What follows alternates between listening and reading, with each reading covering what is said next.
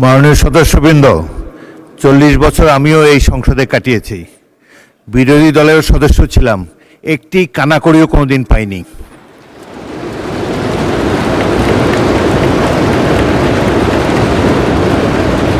পাঁচবার গ্রেফতার হয়ে জেলে গিয়েছি, এটুকুই পেয়েছি। প্রাপ্তিযোগ অন্য কিছু হয়নি। মাননীয় এলজিআরডি মন্ত্রী, আপনি কিছু বলতে চাচ্ছেন? হ্যাঁ, আমি 300 বিধিতে একটা বিবৃতি দিতে চাই। জি দিন। ধন্যবাদ মাননীয় স্পিকার।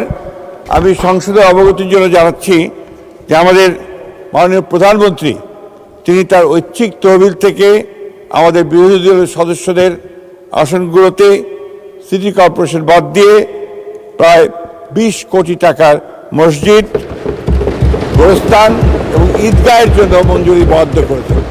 ধন্যবাদ মাননীয় স্পিকার।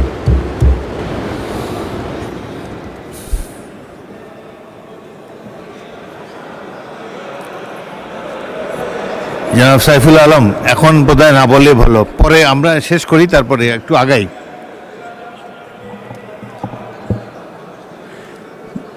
মাননীয় এলজিআরডি মন্ত্রী, স্থানীয় সরকার মন্ত্রী, আপনার কথা শুনতে পাইনি, আপনি মাইক অন করে বলুন। মাইক দেন ওনাকে। এটা জেলা পরিষদের পক্ষ থেকে আপনার সিটি কর্পোরেশনগুলোকে পরবর্তীতে দেওয়া হবে। ধন্যবাদ। মাননীয় সদস্যবৃন্দ, 40 বছর আমিও এই সংসদে কাটিয়েছি। বিরোধী দলের সদস্য ছিলাম, একটি কানাকড়িও কোনোদিন পাইনি।